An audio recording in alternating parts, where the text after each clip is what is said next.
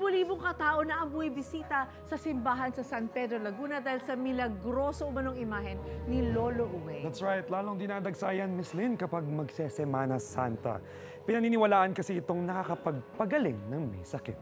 Naroon ngayon si Janzel para alamin ang mga kwentong himala ni Lolo Uweng. Hi, Janzel! Hi, Janzel! Yes, nagbabalik nga ako dito sa San Pedro, Laguna para sa simbahan ni Lolo Uweng. Lolo na ibig sabihin ay grandfather at Uweng na ang ibig sabihin ay Emmanuel. Emmanuel Salvador del Mundo o Emmanuel Savior of the World. Sabi nga ni Miss Lynn kanina, naku, libo-libong mga tao at deboto ang pumupunta dito tuwing Biyernes Santo para iikot sa prosesyon ang imahe ni Lolo Uweng. Ang tawag nila dito ay paglilibing at pinaniniwalaan nila ito yung nakapagpapagaling. Kaya naman ngayon mga kapuso, makakasama natin ang isa sa mga deboto ni Lolo Uweng na minsan nang humiling at ito ay natupad, si Sir Angelito Quintana. Good morning, sir! Good morning po. Sir, gano'ng katagal na po ba kayong deboto ni Lolo Uweng?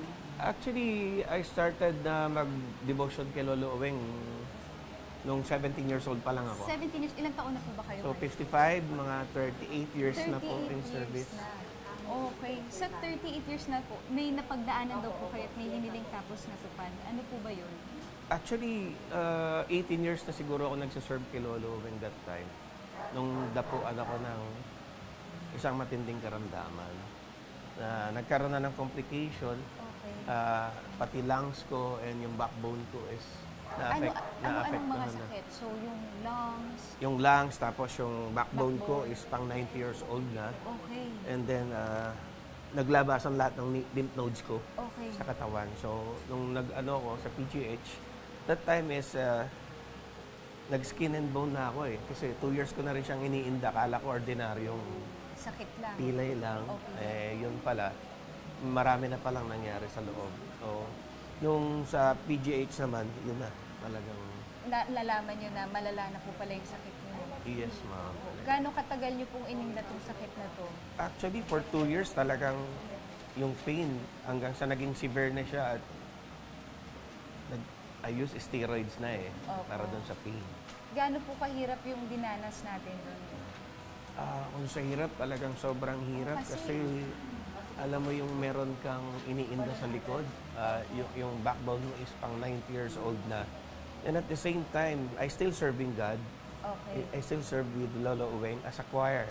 Opo. So siguro mga 5 to 10 minutes before ko makuha yung tamang posture ko para maging okay na yung aking katawan.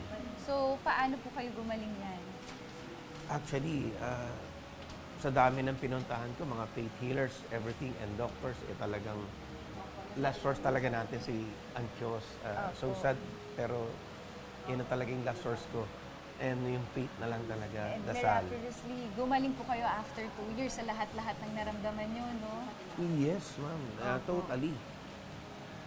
Ayun, maraming salamat po, sir.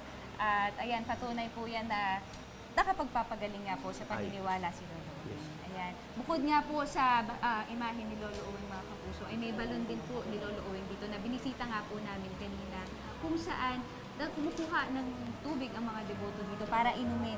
At syempre, panghugas daw sa mga katawan na, parte ng katawan na may mga sakit. Dahil na pinaniniwalaan nila itong nakapagpapagaling yan.